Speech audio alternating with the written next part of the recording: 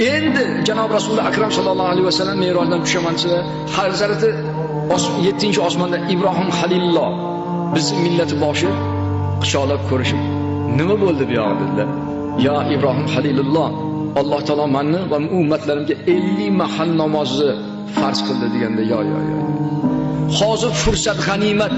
Ey Allohning habibi, har qancha duoingiz, erkaligingiz ketaveradi.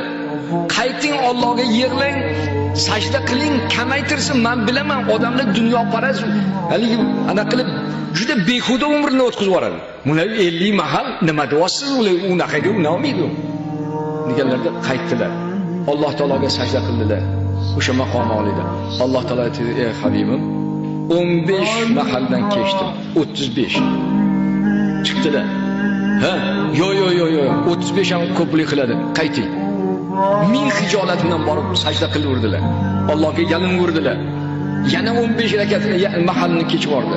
20 qoldi. Chiqqanlarda sevinib, "Voy, odam ham shunday sodda bo'ladimi? Bunaqa 20 mahal namoz o'qolmaydi. Men bilaman, o'zim payg'ambar bo'lganman. Bu odamlar hech bunaqa emas u.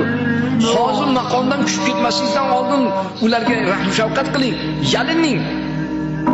Yana hijolat tortib borib sajda qilib yig'laverdi. "Ey Tangrim, o'zing kechirgin.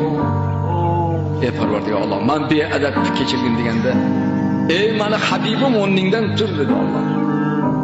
Bu insoniyatlar meni mulkim-ku, buni bironta zot yarata olmaydi. Ota-ona tilni ham yamaydi. Agar Alloh nutfa solmasa, urug'ini solmasa, biz u chaqaloqni bir tukuni ham yarata olmaymiz. O mulk meni mulkim deyapti. Meni san'atim, hali sen meni mulkim ustida shunaqa hijolat bo'lasan. Meni rahmatlarim bo'lsin senga. Sen hijolat topma. Yana 15 dan kech bordim. 5 vaqt qoldi.